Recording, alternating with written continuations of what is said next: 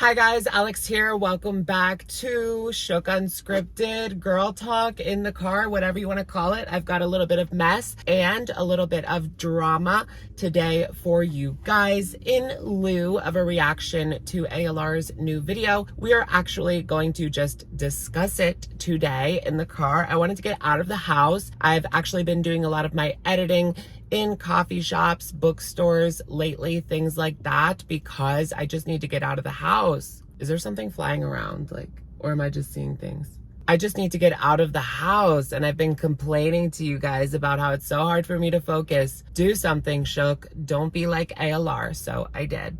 We will be talking about today her brand new upload titled Major Health Scare, why I've been seeing doctors lately. There's a lot of speculation going on. Let's just get right into it. Shall we? All right, you guys, getting into the discussion. Lately, if you have been watching Amber's videos, then you know that there was a recent moment where she was talking about how something was wrong in regards to her health. She didn't want to reveal it to the audience just yet. She did that thing. It gets on everybody's nerves, but she continues to do it. I don't know why she doesn't just keep these things to herself, because it causes more annoyance than anything, right? She left us on a cliffhanger, guys. And in the previous video that we looked at on Sunday night's live stream, she did say that in the next video, she would be addressing what's going on.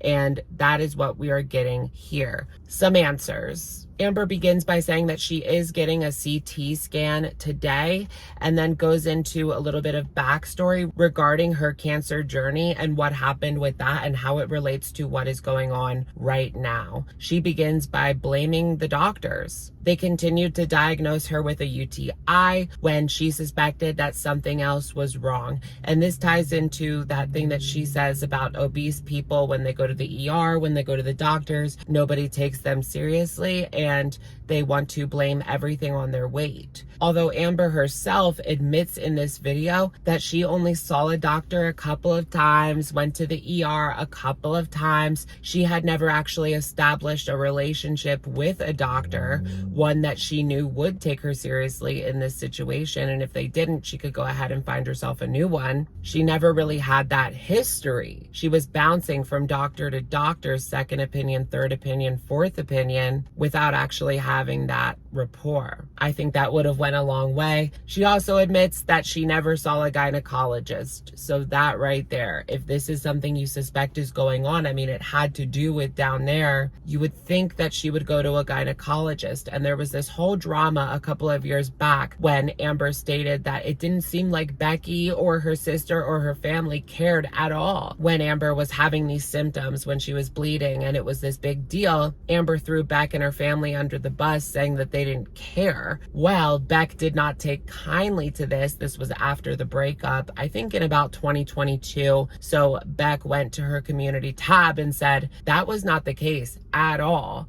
My sister worried for you. My mom had said things.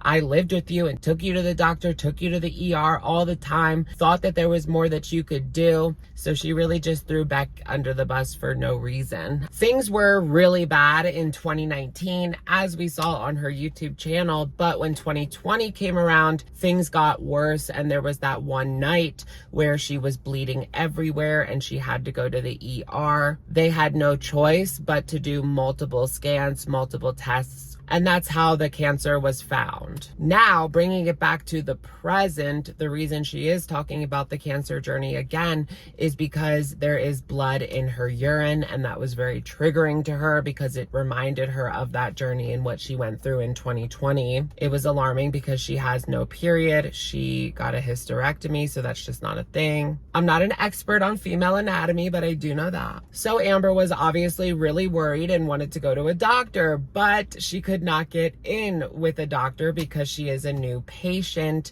Of course, there is a long waiting list when it comes to new patients to this practice. But Amberlynn has been in Oklahoma how long now?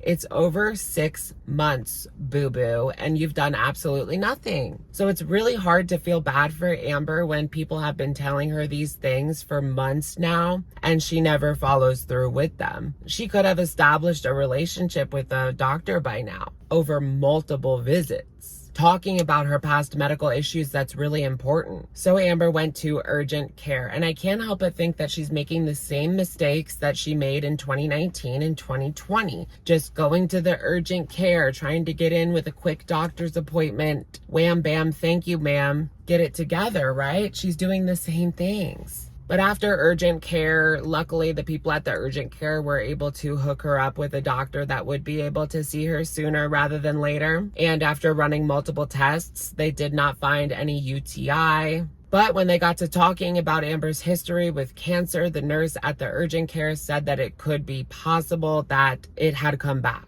Although that is not confirmed at all. She is getting a CT scan today, and that's why she's really worried, because it's possible that her cancer could have returned. Or she even says that it could just be kidney stones, although she has no pain. Now, I have had kidney stones a couple of times, and I can tell you the pain is absolutely excruciating. So if she has no pain, that does seem unlikely. If she were to pass the stones without pain, I don't think that there would continuously be blood in her urine. That was not something that I dealt with kidney stones. Just the extreme pain. And then you go to the bathroom and it's like this tiny, tiny little stone that has caused all this pain. You can feel it coming out too. It's kind of gross. And they give you a strainer, so you go to the bathroom in the strainer. So if it turns out worse, they can like investigate the stone. Luckily, mine were really small. Sometimes people have bigger ones that require surgery. If it was kidney stones with Amber Lynn, that would actually be a good thing versus what it could be. They put her on some antibiotics just in case they did not catch the infection that she has. And Amber is now having flashbacks to her cancer journey. She's disassociating. She's really struggling with this right now. And she went back and forth whether or not she should tell her audience, because people will tell her that this is all just because of her weight.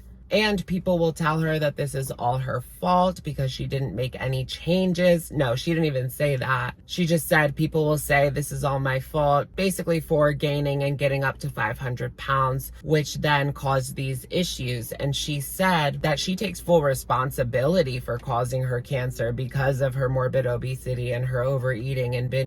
She wants to make sure that we know it's possible that this could not be her size. It could be something else. We all have bodies that are different. You can get cancer at any time. And this is the problem with doctors. They don't take obese people seriously. They think everything is related to the weight. But Amber, there is a very high possibility that whatever this is, it has to do with her weight.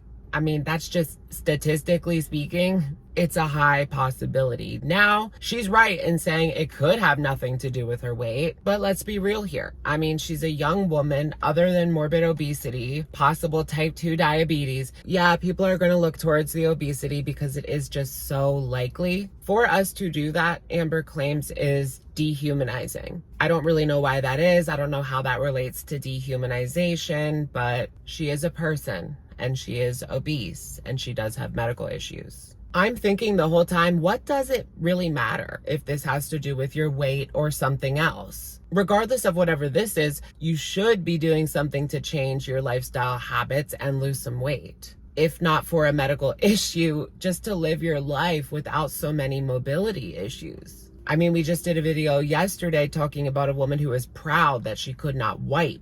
These are the issues that ALR is facing that she has really done nothing to change. She hasn't done anything to change since the cancer journey. I mean, let's just be straight up real here. And that's really disappointing. You would think if anything would be a wake-up call, getting cancer would be. But it hasn't. It hasn't changed anything for Amber. The year after her cancer, she went all the way up to 560 around her breakup with Becky. She really needs to get a doctor, and if it's a good doctor, stick with it. Make appointments. Don't just go to 1 or 2 appointments and then everything's okay. I'll put it off and then it just gets worse. Maybe tell your doctor if you feel like they are just claiming everything is about your weight. Maybe just tell them, I think this might be more serious and maybe it doesn't have to do with my weight. Can we do a scan or whatever? You really have to advocate for yourself. And if they like laugh at you or just act like you don't know what you're talking about, go to somebody else. But I mean, that is easier said than done. It is so hard to get into a doctor's office right now. I mean, just look at Foodie up in Canada with the universal health care. It would take her like a year to get a regular appointment, primary care physician appointment. Like, what? Can Amber go to somebody else? Is that what she's looking for? Or is she looking for some sort of specialist? Part of this video really felt like a lecture for me, and that's part of the reason why we are not sitting here and watching it. It will annoy you guys to no end, and that is certainly reflected in the amount of thumbs down that are on this video. Amber's also upset because she thinks that all anyone sees when they think of Amberlynn is obesity, weight. Everything is about her weight, even though she herself admits that her channel a lot of the time is about her weight. She just got on Ozempic. What was that for? Her weight. But I would argue that that is not true. I mean, people also associate Amber with journals, lying, manipulation, being a lesbian, her ex-girlfriends, Beck, Destiny, Wifey. There is more to Amberlynn than just being obese, and people talk about that other stuff all the time, the drama. And I can also understand why she would be annoyed. Like, I feel like when people first meet me, they're just thinking gay, gay, gay. And I'm a lot more than that. But in the end, Amberlynn knows what she needs to do. It's just a matter of finally doing it. All right, you guys, that's going to be it for today's video. This is not going to be like this is not normal. I just felt like filming in the car today. We like to switch it up every now and again, but this is not like a permanent change by any means at all. I prefer to be in the studio, but some days I just have to get out. What do you think about Amberlynn's lecture video? She really told us, didn't she? She will be going to get a CT scan today. I do hope that everything turns out well for her and her cancer has not come back, because that is a devastating experience. I've lost 2 people in my family to cancer. I'm sure a lot of you guys out there have lost someone. So we know this is serious. It's not something to mess around with. Wouldn't that just be awful? She finally got her Ozempic. Things were looking up in the last video. We'll see what happens. Let me know what you guys think in the comments down below, and I will of course catch you guys in the next one. All right, bye everyone.